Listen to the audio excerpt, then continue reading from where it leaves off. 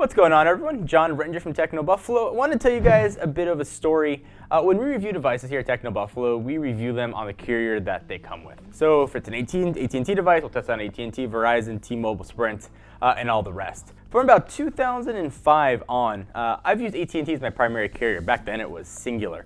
It's been very easy to pop out a SIM card and move over to another phone. It was just the easiest for me.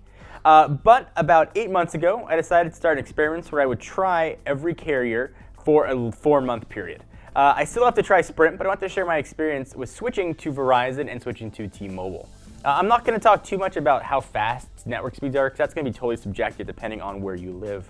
But if you're debating switching or thinking about what other carriers might have to offer, definitely check this out. So going from AT&T, I first jumped over to T-Mobile. The young carrier has been offering a ton of incredible deals, incentives, free data for music streaming. I did their trial where I got to try an iPhone to make sure it worked in my home and worked everywhere else I went. And I got sort of sketchy service in my house, despite it showing full coverage on the map. You're going to see that's a trend in my home. I think my walls must be lined with lead. But T-Mobile offers Wi-Fi calling, so I figured I'd be fine.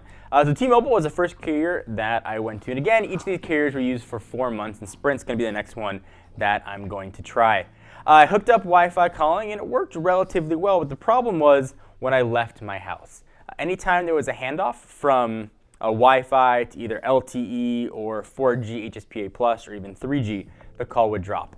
The call quality on Wi-Fi calling was also not what I would call excellent. Very scratchy, very similar to the early days of cell phones. In fact, I switched my wife. My wife's been with me on this journey, so I keep switching her with me. She couldn't use the phone. She had a really hard time making phone calls, and that's our primary phone that we use. So we ran into a bit of a problem. We had to turn Wi-Fi calling off.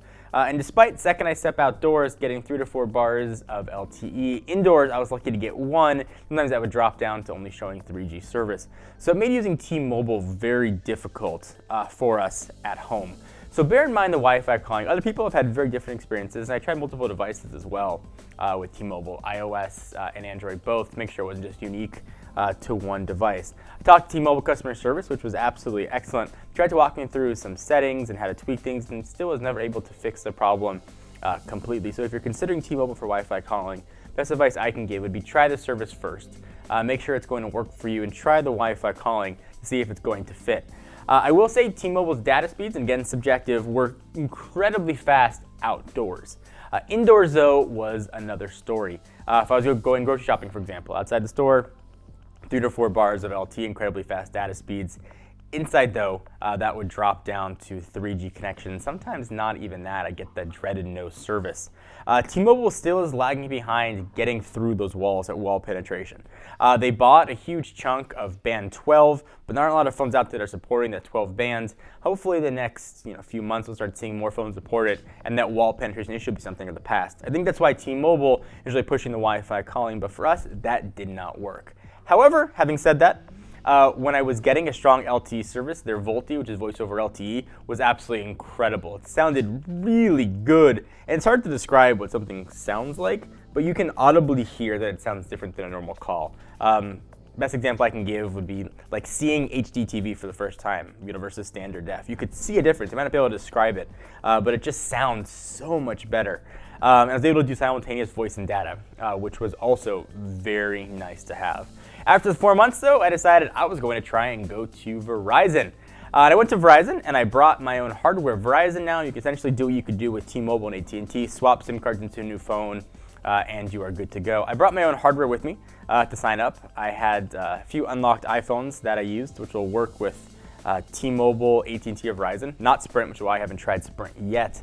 And it was they just didn't know what to do to set up a new phone that didn't have an IMEI that was in their system. What should have been a 15-minute process to port over numbers took a very long time and many calls to customer service. What I ended up doing was essentially saying, use an IMEI of a phone you've got in your store, just give me the SIM card with the account. That's all I need. I read on the forums a way to get around that is essentially just create a new account online, have them send you SIM cards, and then just port your number over. That'll avoid all of those problems. So on to Verizon. Again, checked the Verizon map, had great coverage by my house, got the phone in the house, And same thing happened. I would drop from really strong LTE to almost nothing, 1 or 2 bars of 3G. And the thing about Verizon, their LTE coverage is absolutely incredible, but they don't have HSPA or 4G or 4G fallback like AT&T and T-Mobile do. So if you're not on LTE, you are on a really slow 3G. Essentially, it's EVDO Rev A, which is, by today's standards would be considered very, very slow and inadequate. So again, my wife and I were in a problem. We couldn't quite make a phone call. We'd have to stand in a particular part in the kitchen to make a call and have it go through without dropping. And then again, it never sounded all that good because we were in a really somehow a fringe area. So I called up Verizon. I was like, I gotta probably cancel my service. What can you guys do? And to their credit and excellent customer service, they sent me a 3G cell tower out the next day, free of charge. And that worked very, very well. So if you have issues with Verizon, give them a call. But that also brought a whole slew of problems. Verizon also, like T-Mobile, offers voice over LTE, but that cell tower was only 3G. Because I was in a fringe LTE area, I had to turn off the voice over LTE, which means I also had to turn off simultaneous voice and data, which was a bit of a pain because if I was doing that and it got 1 bar of LTE, it would try to make the call over LTE and not over 3G, which is what that mini tower they sent me was. So I didn't get some of the things that I would want with Verizon. I couldn't do voice and data, which was really annoying.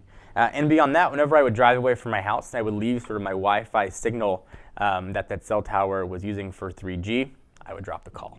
And that also got to be a bit of a pain. Now, outside of that, Verizon service is absolutely incredible. Anywhere I went, I almost always had service. Sometimes it would drop to that dreaded 3G, but I would say with a few exceptions, my house being one of them, I could make a phone call everywhere I went. Whether I was in a huge warehouse shopping center, whether I was in the grocery store, if I need to take a call in a movie theater, anywhere I went, Verizon had service. Now again, subject depending on where you are, but their ability to get through walls is really second to none. So that 4 months passed, and I figured I was going to go back to AT&T to see how their service had improved. And I will say that dead zone inside my house, I can make calls with AT&T. I generally get 2 to 3 bars of LTE. It doesn't mean much. I went through and actually checked what the numbers are, and service is pretty strong. I haven't yet had a dropped call in my home. I don't need any sort of cell tower or any sort of extender to make a phone call, which is very nice. Data speeds are not as fast typically outdoors as what I've seen with Verizon or T-Mobile. I don't have Wi-Fi calling. I don't have prevalence of HD voice or voice over LTE, which AT&T keeps saying is coming and is sort of supported on some devices in only small pockets, but far from widespread. But I do have simultaneous voice and data. So at least for me right now, it looks like AT&T is sort of the best option. But I wanted to sort of share my story, and I've been sort of purposely not sharing what has been happening, so I wanted to make a big video detailing what's been going on. So as you decide to switch carriers or not, bear this in mind. When I went back to AT&T, I signed up for a new plan with their 10 gig with rollover data. They gave me a full month extra of rollover data, so now I've got 19 gigs of data, which is a lot of data to use. I'm going to try AT&T again now for 4 months, and then Sprint is going to be next, and I'll share my opinions on Sprint. Anyway, what's your guys' opinion be if you're considering switching carriers? Hopefully you found this helpful. I want to do the hard work for you. So the moral being, if you're in a fringe area, definitely try it first. And if you're thinking about T-Mobile, make sure you try the Wi-Fi calling before you buy, because it might not be all it's cracked up to be. Anyway, thank you guys for watching. Thank you for sitting through the story. I hope it helps you guys avoid some of the pitfalls that I went through. Until next time, I'm John Ranger from Techno Buffalo. See you guys in the next video.